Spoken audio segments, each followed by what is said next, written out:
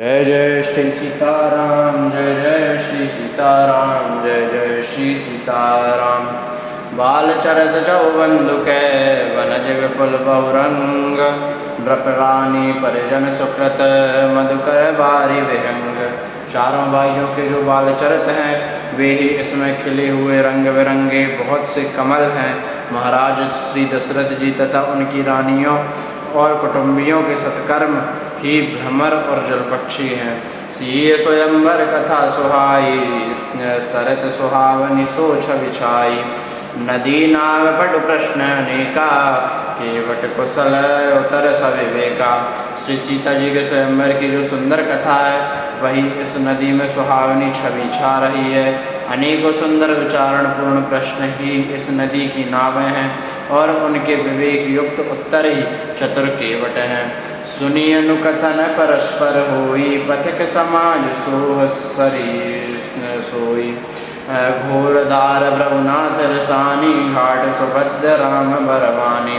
इस कथा को सुनकर पीछे जो आपस में चर्चा होती है वही इस नदी के सहारे सहारे चलने वाले यात्रियों का समाज शोभा पा रहा है। परशुराम जी का क्रोध इस नदी की भयानक धारा है और श्री रामचंद्र जी के श्रेष्ठ वचन ही सुंदर बने हुए घाट हैं। सानुज राम विवाह छाहु, सो शुभ उमग सुखद सब काहू। कहत सुनत हर साई पुल काही, ते सुकृति मन मुदित नहाही। भाइयों सहित श्री रामचंद्र जी के विवाह का उत्साह ही इस कथा नदी की कल्याणकारिणी बाढ़ है जो सभी को सुख देने वाली है। इसके कहने सुनने में जो हर्षित और पुलकित होते हैं वे ही पुण्यात्मा पुरुष हैं जो प्रश्न मन से इस नदी में नहाते हैं। राम कहत मंगल साजा, परव जोग जन जुरे समाजा। काई कुमति के कहीं केरी, परिजासु फल पिपति घनेरी। श्री रामचंद्र जी के राज तिलक के लिए जो मंगल साज सजाया गया वही मानो पर्वत के समय इस नदी पर यात्रियों के समूह इकट्ठे हुए हैं। कैकई की कुबुद्धि इस नदी में काई है जिसके फलस्वरूप बड़ी भारी विपत्तियाँ पड़ी। समन अमित उत्पात सब, भरत चरित जग पाग। कलियग खलयग गुण कथन, तेजल मल बन का बग काग। संपूर्ण अनगिनत उत्पातों को शांत करने वाला भरत जी का चरित्र नदी तट पर किया जाने वाला जप यज्ञ है। कलयुग के पापों और दुष्टों के अवगुणों के जो वर्णन है वे ही इस नदी के जल का कीचड़ और बगले हुए हैं। कीरति सरत छहु ऋतु सूरी, समय सुहावनि पावनि पूरी। हिम हिम हिम शैल सुता शिव व्याहु, शिशिर सुखद प्रभु जन्म छाहु। यह कीर्ति रूपणी नदी छाओ ऋतुओं में सुंदर है। सभी समय यह परम सुहावनी और अत्यंत पवित्र है। इसमें से पार्वती का विवाह हेमंत ऋतु है। श्री रामचंद्र जी का जन्म उत्सव सुखदायी शिशिर ऋतु है। वर नव राम विवाह समाजु, सोमुद मंगलमय ऋतु राजु। ग्रीसम दुसह राम बन गवनु, पंथ कथा खगता आव तप पवनु। श्री रामचंद्र जी के विवाह समाज का वर्णन ही आनंद मंगलमय ऋतुराज वसंत है। श्री राम जी का वनगमन ही दुसह ग्रीष्म ऋतु है और मार्ग की कथा ही कड़ी धूप और लू है।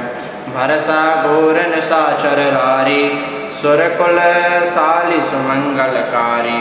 राम राज सुख विनय बढ़ाई, विशद सुखद सुई सरद सुहाई। राक्षसों के साथ घोर युद्ध ही वर्षा ऋतु है जो देवकुल रूपी धान के लिए सुंदर कल्याण करने वाली है। श्री रामचंद्र जी के राज्यकाल का जो सुख विनम्रता और बड़ाई है वही निर्मल सुख देने वाली सुहावनी शरद ऋतु है। सती शिरोमणि सी गुण गाथा, सुई गुण अमल अनुपम पाथा।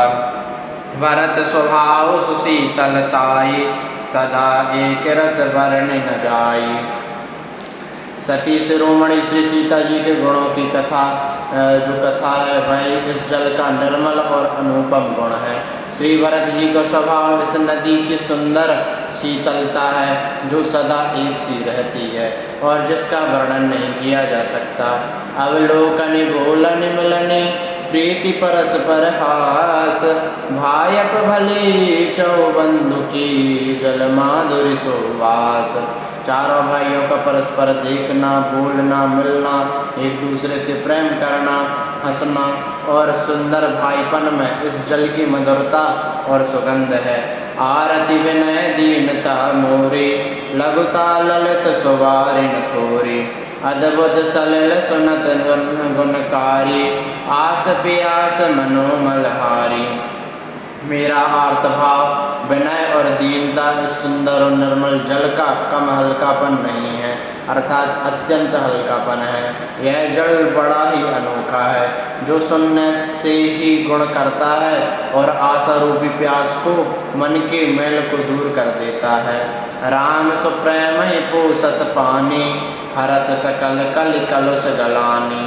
भवश्रम शोषक तोषक तोषा, समन दुरत दुख दारद दोषा। यह जल श्री रामचंद्र जी के सुंदर प्रेम को पुष्ट करता है, कलयुग के समस्त पापों और उनसे होने वाली ग्लानि को हर लेता है, संसार के जन्म मृत्यु रूप श्रम को सोख लेता है, संतोष को भी संतुष्ट करता है और पाप ताप दरिद्रता और दोषों को नष्ट कर देता है। काम क्रोध मद मोह नसावन, विमल विवेक विराग बढ़ावन। सादर मज्जन पान किए ते, मिटहि पाप परिताप हिए ते। यह जल काम क्रोध मद और मोह का नाश करने वाला और निर्मल ज्ञान और वैराग्य को बढ़ाने वाला है। इसमें आदर पूर्वक स्नान करने से और इसे पीने से हृदय में रहने वाले सब पाप ताप मिट जाते हैं। जिन्हें एक बारी न मानस धोए, ते कायर कलिकाल भिगोए। त्रसत निरख रवि कर भव भारी, फिर मृग जिम जीव दुखारी। जिन्होंने इस राम सुयस रूपी जल से अपने हृदय को नहीं धोया, वे कायर कलिकाल के द्वारा ठगे गए। जैसे प्यासा हिरण सूर्य की किरणों के रेत पर पड़ने से उत्पन्न हुए जल के भ्रम को वास्तविक जल समझकर पीने को दौड़ता है और जल न पाकर दुखी होता है, वैसे ही वे कलयुग से ठगे हुए जीव भी विषयों के पीछे भटक कर दुखी होंगे।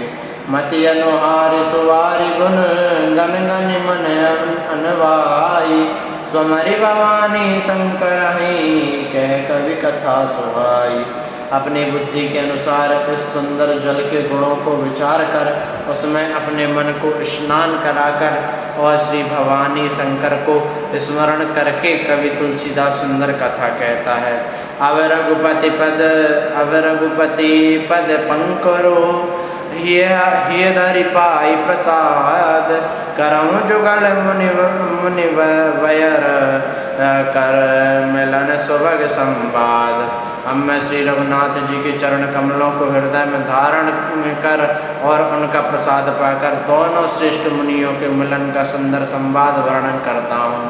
भरद्वाज मुनि बसहि प्रयागा, तिनहि राम पद अति अनुरागा। तापस समदम दया निधाना, परमारथ पथ परम सुजाना। भरद्वाज मुनि प्रयाग में बसते हैं, उनका श्री राम जी के चरणों में अत्यंत प्रेम है।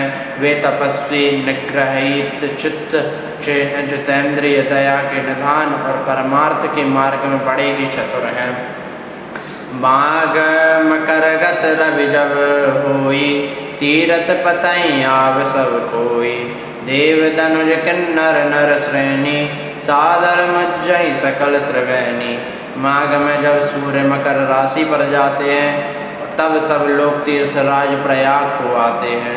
देवता, दैत्य, किन्नर और मनुष्यों के समूह सब आदर पूर्वक त्रिवेणी में स्नान करते हैं। पूजहि माधव पद जल जाता, परसि अक्षय वटु हर्षित गाता। भरद्वाज आश्रम अति पावन, परम रम्य मुनि वर मन भावन।